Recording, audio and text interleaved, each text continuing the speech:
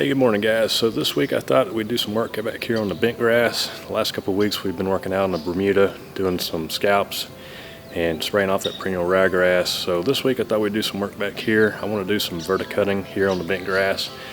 And so I want to take you around, show you some stuff on the putting green. I want to show you some stuff here in the backyard and just show you what verticutting is all about and why we do that. And so a couple of years ago I came through here and I did a complete renovation back here in the back and decided to go with some Bentgrass.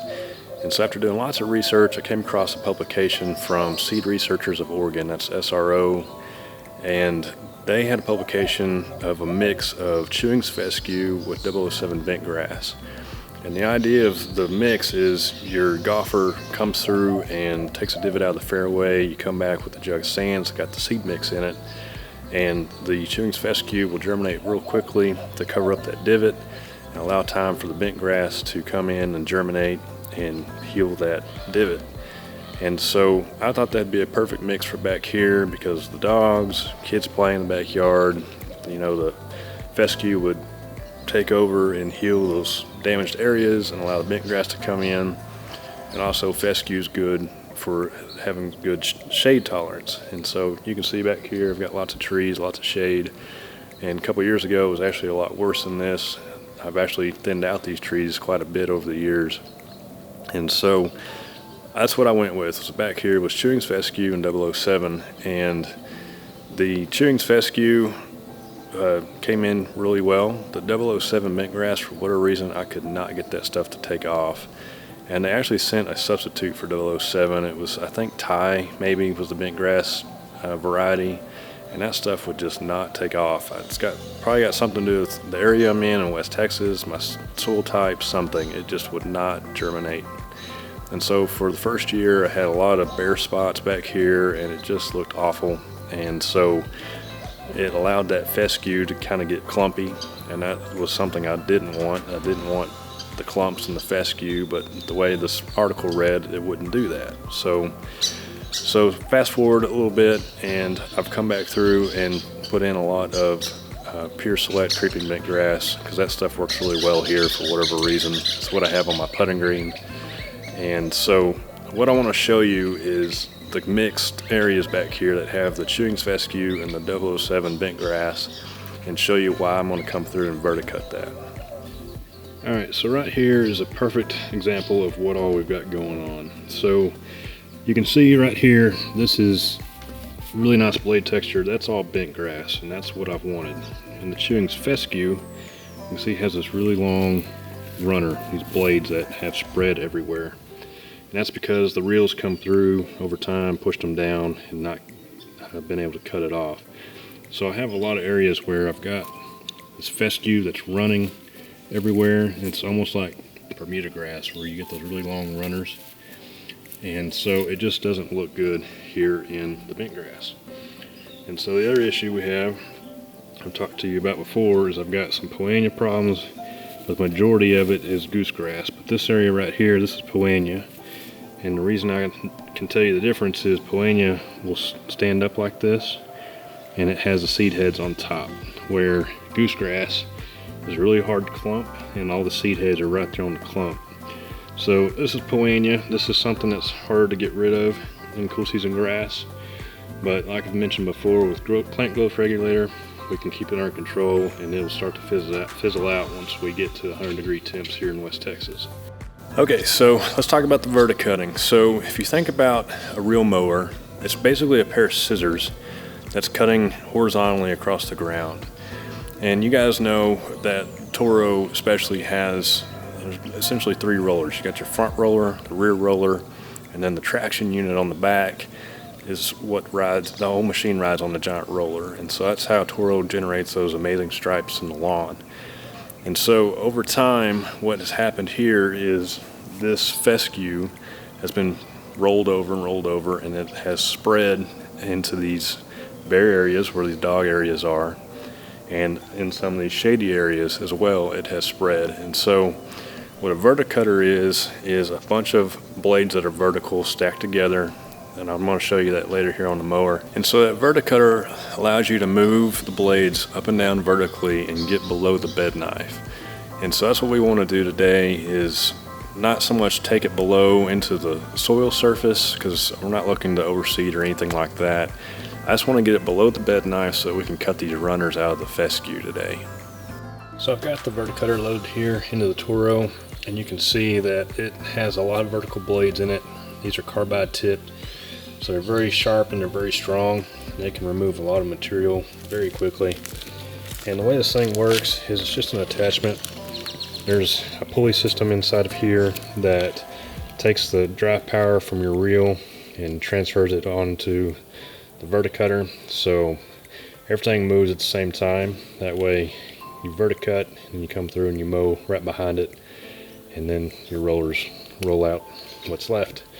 And so this adjusts right here. You can adjust that verticutter up and down, and it moves the same way that the adjustments do here for your reel to bed knife. It's got these nice little increments that you can move that thing up and down and get it to a very precise measurement. And so on the bottom side here, you can kind of see, get a better idea of what's going on. Got your front roller. Verticutter comes through and cuts the leaf texture that's growing horizontally, and then you got your reel to your bed knife that does the mowing there after you do the verticut, and then your rear roller traction unit on the back has no roller. And so that's how that verticutter works, and it works very, very well. So like I mentioned earlier, everything's really overgrown this week, and I did that on purpose. That way you guys could kind of see the differences between real mowing and verticutting. That way you can really distinguish what that verticutter is doing. And so this turf back here is actually coming off of plant growth regulator. That stuff lasts 3 to 4 weeks, and we're at the end of week 4. And so what happens when you come off of plant growth regulators, you'll get this really big surge of growth happen. And that's why you see a lot of the kind of the big areas back here that I've shown you earlier with everything's just really swollen up. And you'll notice that especially in Bermuda grass. It's like whenever you get a really heavy rain in the next day or two, your grass is like 6 inches tall, and it happens overnight. Same kind of concept happens when you come off the growth regulator. And so that's why I kind of stay on a schedule, stay on top of this stuff. I keep it sprayed every 3 to 4 weeks.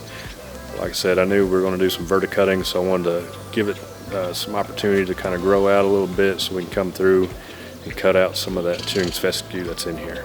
So what we'll do is we'll go around here, give it a good mow real quick. I've got everything set up for 12 millimeter, and that's just below that 1/2 inch mark. And that way we can kind of see what it looks like after a mow. You'll be able to see that Chewing's fescue sitting under there that I've talked about.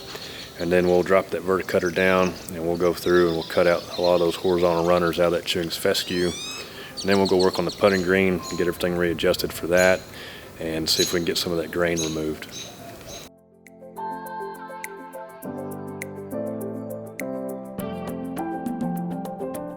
The yard was a lot more overgrown than I expected. It took us a little while to get it all mowed and the clippings collected.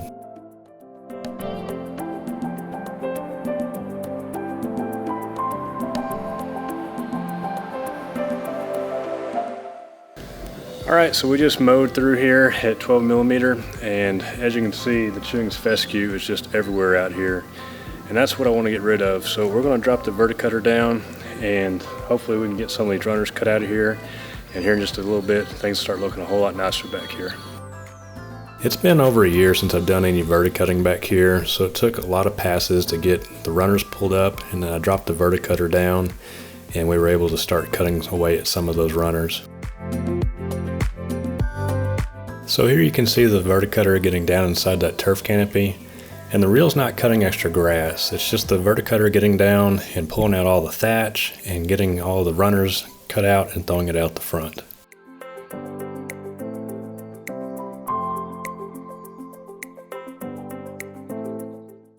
Alright, so I know it looks like I totally just destroyed my lawn, but that's actually not the case. All this brown that's in there is those runners that are laying in there horizontally like that.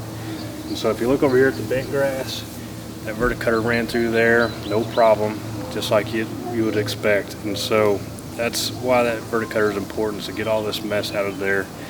And so it's going to look kind of ugly here for a day or so, but we're on the schedule now to come come back through here with some fertilizer. So we're going to give it some juice here, and it'll all come back really nice here in a few days. But that's just part of it, part of the maintenance, and that's why we do it. The left side of the backyard has most of the chewing's fescue in it. You can tell a big difference in the stripes as we continue the verticut on the rest of the backyard.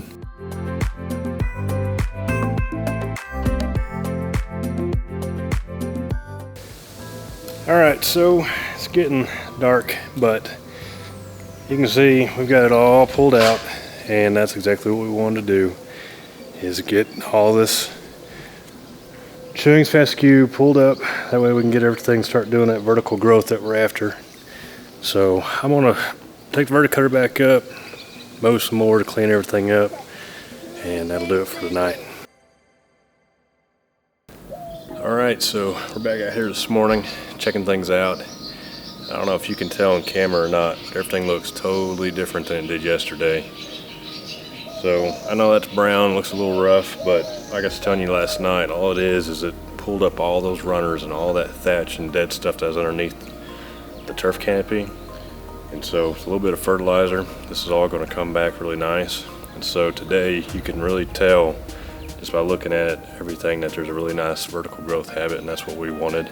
So this morning we're going to work on the putting green and hope we don't screw that up.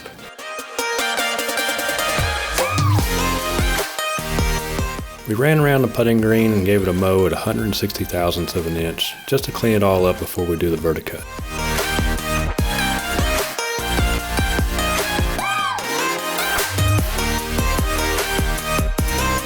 I went ahead and raised the verticutter up from where it was in the backyard, because on the putting green you've got to remember we're mowing at 160 thousandths of an inch, so there's just not a lot of room for error there. So I raised up the verticutter so that it was mowing into the turf canopy and not so much into the soil profile. I'm not looking to do an overseed, we just wanted to cut out some of the thicker leaf tissues that's left over from the 007 bentgrass that's mixed in our putting green.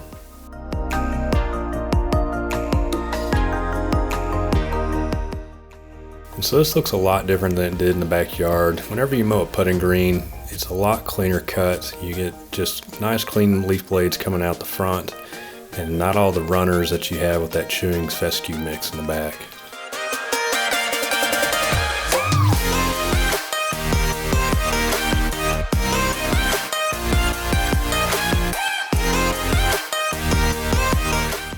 So that one's always really nerve-wracking because we're mowing at 160 is where I set it for today. Normally mow at 156, but I raised it just a little bit today. I set that verticutter, I think I ended up being right at basically ground level and maybe just a little below into the turf canopy.